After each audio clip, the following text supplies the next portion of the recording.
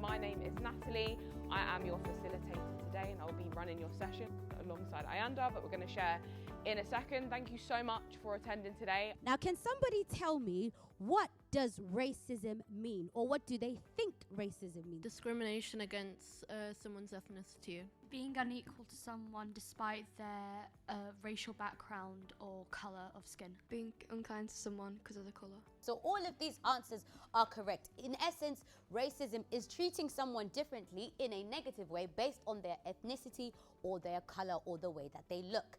What then is racist bullying behaviour? So we spoke about what bullying behaviour was, but how do we define racist bullying behaviour? The way we define racist bullying behaviour at the Diana Award is as follows. So racist bullying behaviour is when someone, so the things we spoke about earlier, repeatedly, verbally, physically or indirectly targets another person based on their skin colour, their actual or assumed culture, ethnicity, nationality, or their race. But what's really important there is when you have a look at that, can you tell me what the difference then is between actual and assumed? So the one that's in bold, actual and assumed, what does that mean? What is the difference between those two things? Like people just looking at you and assuming that you're a part of like a race or like ethnicity. Yeah, that's an assumption. What do we think actual means? What does that mean if we try to kind of define it? Your actual like nationality and where you're actually from.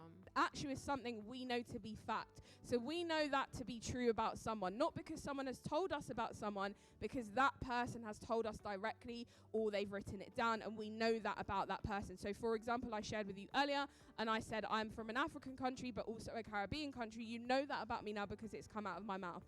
You might have seen me today and you might have assumed about where I'm from, but I'm telling you that now so you know that that is a fact. So that is true about me because I've told you. And an assumption is something that is based not in truth but something that we think about someone and we don't actually know the answer. Did you draw something? I love that. A school that judges people on what they do and how they act. So yeah, that's why I drew blindfolds in them, and it looks like they're having a good time talking to each other.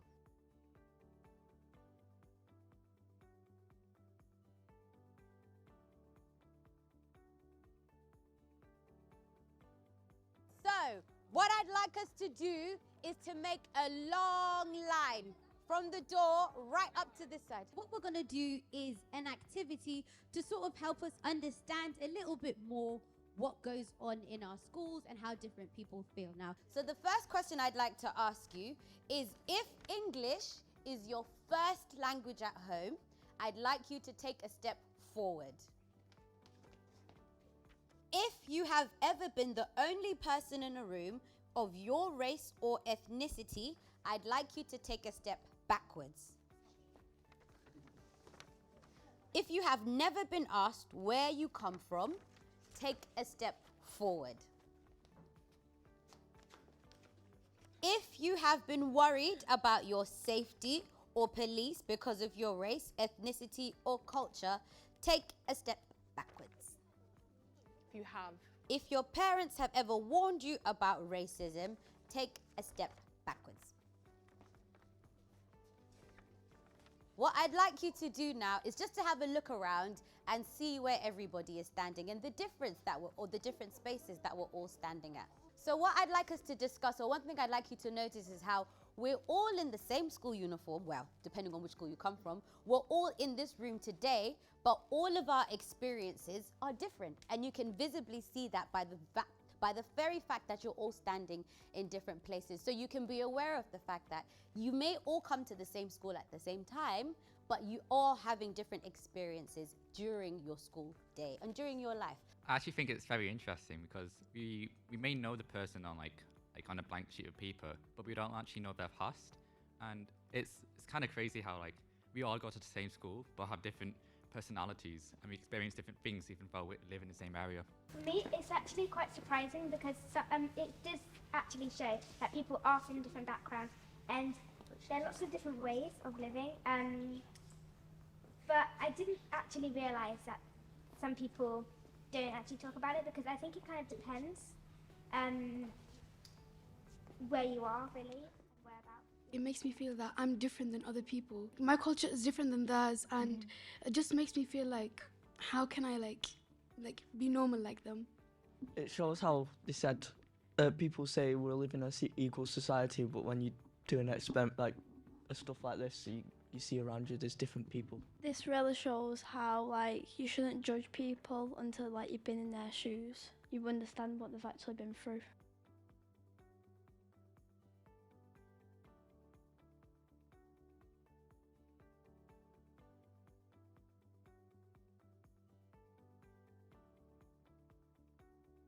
So there are some forms of racist bullying behaviour that are subtle, everyday comments or actions that can negatively affect a person or a group. So these behaviours can be verbal, so kind of in what you're saying, or in what you're doing, so non-verbal, and you might not actually realise the impact on someone. How can we be an active upstander? What are the things that we can do? So we tried to make it a bit more simple for you and have a look at something called the 3, 2, 1 technique. What are 3 things that you can say either to the target or to the perpetrator that may help? And like I said, it might not be immediately, it might not be in the situation, it can actually be afterwards as well. What's really important is that you're making sure that you're keeping yourself safe, and we'll come on to that in a second. 2 ways you can support. So how can you support the target, and how can you also support yourself? That we're making sure we're also okay in order to be able to support other people. If we're not okay, then maybe it's not the best place to kind of support someone at the time. So really important, how can you support the target who's affected, and how can you support yourself as well? And then the last one is create. So what's one way that you can create a better school community? So it's really important, we're not just looking at one incident and then forgetting about it.